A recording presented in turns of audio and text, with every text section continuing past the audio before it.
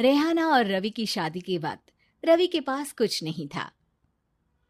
रेहाना, तुमने मुझसे शादी करके एहसान किया है। मुझसे ज्यादा तो तुम कमाती हो। अरे तो क्या हुआ, एक दिन आएगा रवि कि तुम खूब पैसा कमाओगे। मुझे तुम पर पूरा विश्वास है। रवि और रेहाना खुद को स्टैंड करने के लिए पूरी मेहनत करते। रेहाना, मैं नौकरी नहीं करना चाहता हूँ। तो कोई बात नहीं, मैं नौकरी करके घर चलाती हूँ, तुम बिजनेस सेट करने की कोशिश करो। एक दिन रेहाना, तुम जानती हो, मैंने जो विज्ञापन बनाने वाली कंपनी खोली थी ना, उसे बड़ी ब्रांड का ऑफर आया है। अब हम लोगों के दिन ब्यारे न्यारे हो गए हैं। मैं जानती थी रवि कि एक दिन तुम सेटल हो जाओगे। रवि का काम अच्छा चल जाता है। एक दिन वो रेहाना से कहता है, रेहाना, अब हम लोगों का बच्चा भी हो गया है। बहुत छोटा है वो। उसका ख्याल कैसे रखेंगे हम? कैसे क्या, मैं गांव से माँ को लेकर आ जाती हूँ। नौकरी से हाफ डे ले लिया करूंगी। अभी तो वो छोटा है, स्कूल जाने तक मैं मैनेज कर लूंगी। देखो रेहाना, मैं अब अच्छा कमा रहा हूँ। तुमको नौकरी करके परेशान होने की कोई जरूरत नहीं है। अरे कैसी बात कर रहे हैं, मैं अपनी लगी लगाई नौकरी कैसे छोड़ दूं? और मैंने तो सुना है हम लोगों को कुछ ही महीनों में सरकारी नौकरी मिल जाएगी। सरकारी नौकरी में कितना कमा लोगी? उतने में तो मैं ड्राइवर रख लूंगा।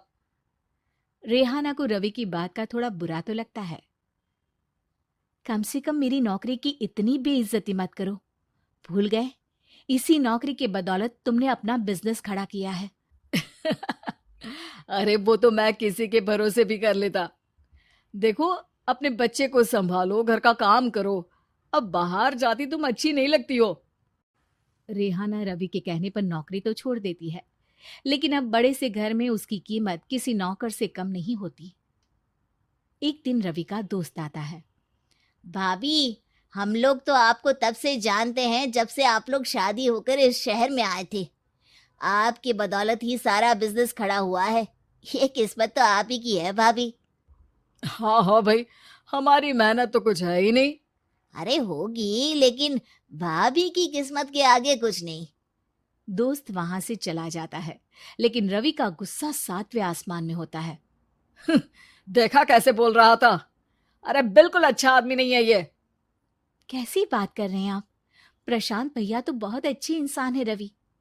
कैसे उन्होंने हमारे मुश्किल वक्त में हमारा साथ दिया था। अरे था पैसा तो साथ दिया, नहीं तो कौन पूछता है?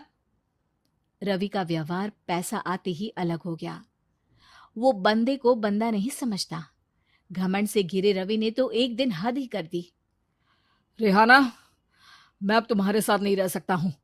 क्या क्या बकवास कर रहे हो रवि? क्या कहना चाहते हो? और क्यों नहीं रह सकते तुम मेरे साथ? देखो, मुझे कोई और पसंद है, और उसने साथ रहने पर बस यही शर्त रखी है कि मुझे तुम्हें तलाक देना होगा।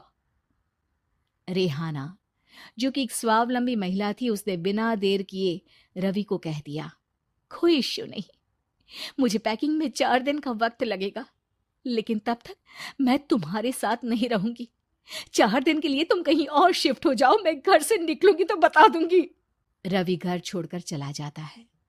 रेहाना को दुख होता है, वो रोती है, लेकिन व्यवहार से स्ट्रांग रेहाना को पति के वापस आने का और उसे सबक सिखाने का पूरा भरोसा था। फिर एक दिन, अरे शुशिका, कब शादी करोगे तुम मुझसे? यार मैंने तो सोचा था तुम शादी से पहले मुझे विदेश लेकर जाओगे, महंगी कार दिलाओगे। अरे सब दिला दूंगा, लेकिन पहले मुझसे शादी तो कर लो। हाँ हाँ, क्यों नहीं। मैं कुछ दिनों के लिए अपने मम्मी पापा के पास जा रही हूँ और लोगों से अपनी शादी की बात करूंगी। अरे शुशिका, कैसे रहूंगा मैं तुम्हारे बिना? अब तो शादी ही होने वाली है हम लोगों की। शुशिका रवि को छोड़कर चली जाती है। रवि घर आता है, जहां रेहाना को ना पाकर उसे सब अजीब लगता है। घर तो रेहाना के बिना कुछ नहीं है। बच्चे की याद भी आ रही है। चलो एक वीडियो कॉल कर लेता हूँ।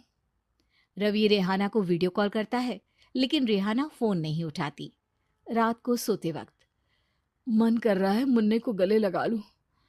चलो कोई ना, शुशिका से शादी के बाद मेरे और भी बच्चे होंगे। अगले दिन रवि ऑफिस जाता है, जहां टीना खड़ी होती है। सर, आपने अपने नए ऐड के लिए मॉडल की रिक्वायरमेंट